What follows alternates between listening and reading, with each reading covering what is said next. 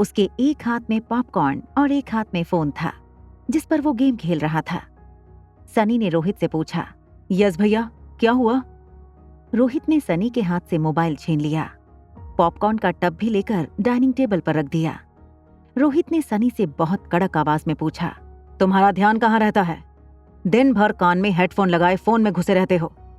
तुम्हें पता भी है कि आर्यन दिन भर क्या करता है, किससे मिलता है, किससे बातें करता है? रोहित की ये बात सुनकर सनी का चेहरा बिल्कुल सूख गया।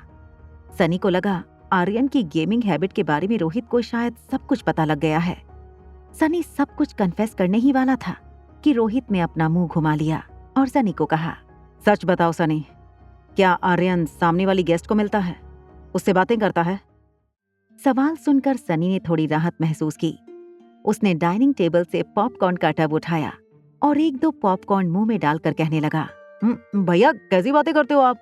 आर्यन तो सारा दिन घर में ही रहता है, वो कैसे उस लेडी को मिल सकता है? ना ही वो लेडी कभी हमारे स्वीट में आई है। सनी की ये बात सुनकर रोहित ने उसे चिल्लाकर पूछा, फिर ये कैसे हो सकता है कि उस औरत को आर्यन की पर्सनल बातें पता हो? पॉपकॉर्न का छिलका सनी के गले में फंस गया। सनी जोर जोर से खांसने लगा। रोहित ने डाइनिंग टेबल पर रखा पानी का जग उठाया, एक गिलास में पानी भर के सनी को ग्लास देते हुए कहा, फिर क्या वो औरत आर्यन से फोन पर बातें करती होगी? ये कहते ही रोहित फिर से आर्यन के बेडरूम की तरफ गया। धीरे से दरवाजा खोलकर देखा, रिया बेड पर सो गई थी। रोहित धीरे से लैंडलाइन फोन की ओर बढ़ा। उसने फोन का रिसीवर उठाया और रीडायल बटन दबाया। फोन की स्क्रीन पर एक मोबाइल नंबर फ्लैश हुआ। रोहित का शक सच निकला। आर्यन फोन पर किसी से बात करता था। वो परेशान होकर बेडरूम से बाहर निकला। रोहित ने सनी से कहा, मुझे ये औरत अनिका कुछ समझ नहीं आ रही है। पता नहीं वो क्या करना चाहती है आर्यन के साथ। क्या उसे भी मेरे परिवार वालों ने भेजा है? रोहित ये कहते हुए डाइनिंग टेबल की चेयर पर बैठ गया। रोहित के चेहरे की उदासी देखकर सनी रोहित के पास आया और कहा, भैया मुझे पता है कि आपको आर्यन की फिक्र है, मगर मेरी बात का विश्वास कीजिए, आर्यन वैसा बिल्कुल नहीं है जैसा वो लगता है। अभी आपको लगता है कि आर्यन स्मार्ट नहीं है, पर मुझे पता है कि आर्यन बहुत स्मार्ट है। और अगर उस लेडी का आर्यन पर कोई पॉजिटिव इफेक्ट हो रहा है, उसमें गलत क्या है? भैया ये तो आप भी जानते हो कि आप कितनी भी कोशिश कर लो, आर्यन की जिंदगी में माँ की कमी पूरी नहीं कर सकते। रोहित को जिंदगी में कोई बात इतनी नहीं चुभी थी जितनी सनी की ये बात चुभी थी। वो बिना कुछ बोले खड़ा होकर अपने बेडरूम की तरफ चला गया। नेक्स्ट डे अनिका अभी सो रही थी। आर्यन बालकनी में फोन पर रिया के साथ बात कर रहा था। सॉरी, मैं कल तुम्हारा फोन नहीं उठा पाया। तभी रिया ने धीमी आवाज में बोलना शुरू किया, तुम्हारे लिए खुशखबरी है, तुम्हारी उस टीचर मैरी की छुट्टी कर दी है और बहुत जल्द तुम्हें एक अच्छी स्कूल में एडमिशन भी मिल जाएगा। रिया की इस बात पर आर्यन को विश्वास नहीं हो रहा था। उसने रिया से पूछा, आर यू सीरियस? तुम मजाक तो नहीं कर रही ना? रिया ने इरिटेट होकर जवाब दिया, सुबह सुबह ऐसा मजाक कौन करता है? अच्छा मेरी बात ध्यान से सुनो, आज का प्लान ये। रिया ने अभी ये कहा ही था कि उसे दरवाजा खुलने की आवाज आई। रिया ने झट से फोन रख दिया। रिया ने दरवाजे की ओर देखा। ट्रैक पैंट, स्लीपर और बनियान में रोहित बेडरूम में आया। रोहित सुबह की एक्सरसाइज कभी नहीं मिस करता था। रोज की तरह एक्सरसाइज के बाद वो आर्यन को जगाने आया। रोहित को देखते ही रिया ने एक बड़ी मुस्कान देकर कहा, वाओ डैड, आज तो आप बहुत ज्यादा हैंडसम लग रहे हो। आर्यन की बात सुनकर रोहित के चेहरे पर भी स्माइल आ गई। वो रिया के बगल में जाकर बैठ गया और अपनी उंगलियों से रिया की नाक पकड़कर बोला, तुम भी कुछ कम हैंडसम नहीं हो। ये बात सुनकर रिया की हंसी निकल गई। उसने रोहित को जवाब दिया, मैं हैंडसम नहीं, ब्यूटीफुल हूँ। क्या आप जानते हैं बड़े होकर मुझे क्या बनना है? फिल्म की हीरोइन। रिया की बात सुनकर रोहित बेहद परेशान हो गया। उसे लगा पिछली बार जब आर्यन ने ऐसा बिहेव किया था तो सुबह उठकर वो फिर से नॉर्मल हो गया था, मगर आज आर्यन की मानसिक हालत और बिगड़ गई थी। रोहित ने रिया के माथे को हाथ लगाकर उसका टेम्परेचर चेक किया, फिर पूछा, आर्यन बेटा, आर यू ऑल राइट? तुम ठीक तो हो ना?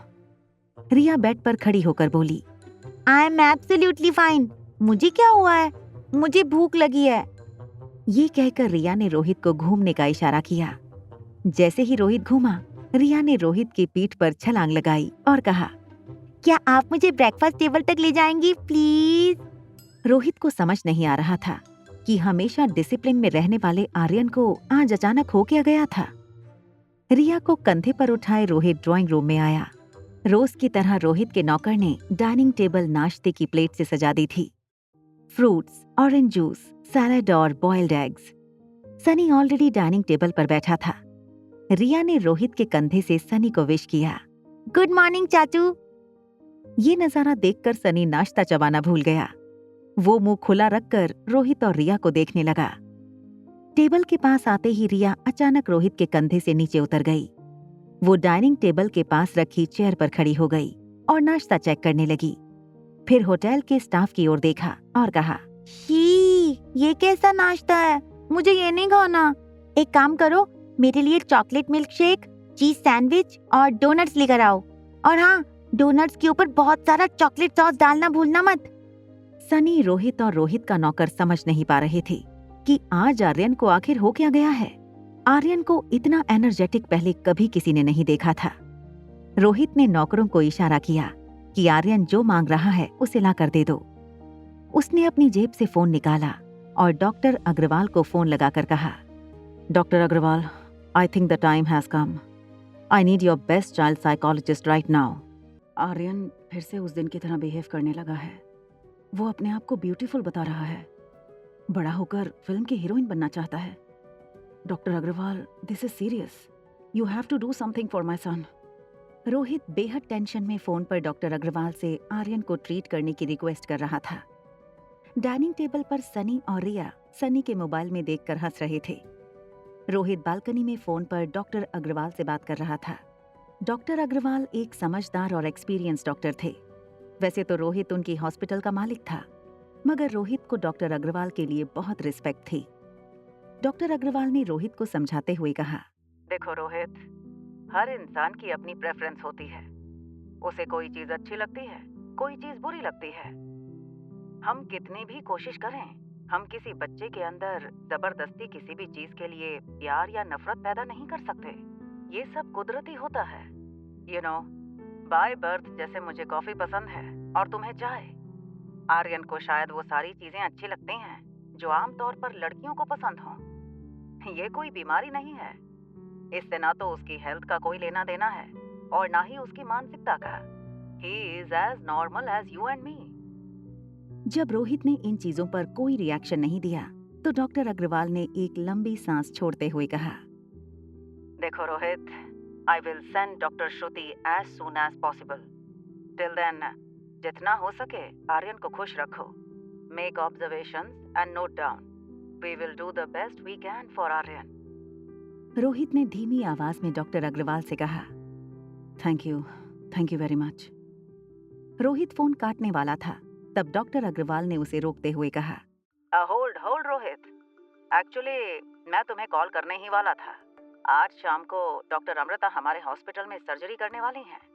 आई thought you would like to meet her. Rohit को इस वक्त आर्यन का टेंशन तो जरूर था, मगर डॉक्टर अमृता को मिलना उसके लिए उतना ही जरूरी था। वो अपनी दादी के इलाज के लिए डॉक्टर अमृता से किसी भी तरह मिलना चाहता था। रोहित ने डॉक्टर अग्रवाल से कहा, डॉक्टर प्लीज मेक श्योर मैं डॉक्टर अमृता से 5 मिनट के लिए मिल पाऊं। रोहित की बातों में अर्जेंसी देखकर डॉक्टर अग्रवाल ने उसे कहा, ऑफ कोर्स, मुझे पता है ये तुम्हारे लिए कितना इम्पोर्टेंट है। तुम ठीक 5 बजे हॉस्पिटल आ जाना। आई विल मेक श्योर कि वो तुम्हें मिले। रोहित ने डॉक्टर अग्रवाल को थैंक्स कहकर फोन काट दिया। डाइनिंग टेबल पर सनी धीरे से रिया को पूछने लगा, वैसे गुरु, तुमने कल रात को गेम में लॉगिन क्यों नहीं किया? सब लोग तुम्हारा इंतजार कर रहे थे। फ्रांस की टीम हमारी इंडियन टीम पर भारी पड़ गई। अगर तुम होते तो ऐसा नहीं होता, हम जीत गए होते।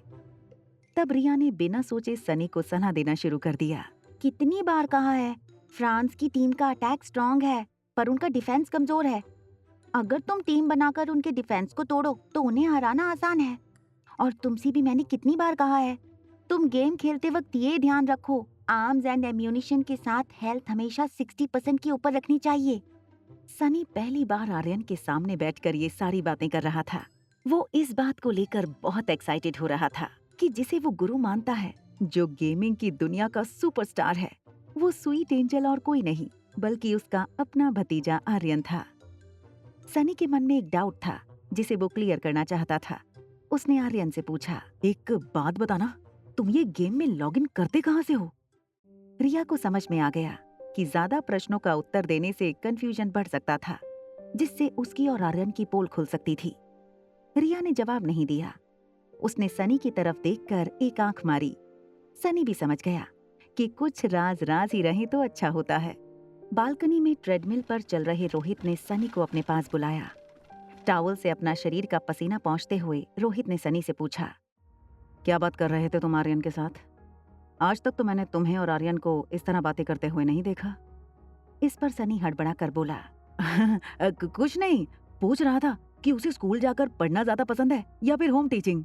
रोहित और सनी अभी बात कर ही रहे थे कि पीछे से रिया ने आवाज लगाई, excuse me gentleman, I am going to the shower. उसके बाद मैं और डैड मूवी देखने जाएंगे। एंड चाचू प्लीज, आप देखिए मेरा चॉकलेट मिल्क शेक और चॉकलेट डोनट तैयार हुआ या नहीं। इतना कहकर रिया अपने बेडरूम में चली गई और दरवाजा भी बंद कर दिया। रोहित और सनी समझ नहीं पा रहे थे कि आज आर्यन के साथ हुआ क्या था। आर्यन में इतना कॉन्फिडेंस आखिर आया कहां से था? जो आर्यन अपना नाम बोलने से भी डरता था, वो आज सुबह से किसी विंग कमांडर की तरह सबको ऑर्डर किए जा रहा था।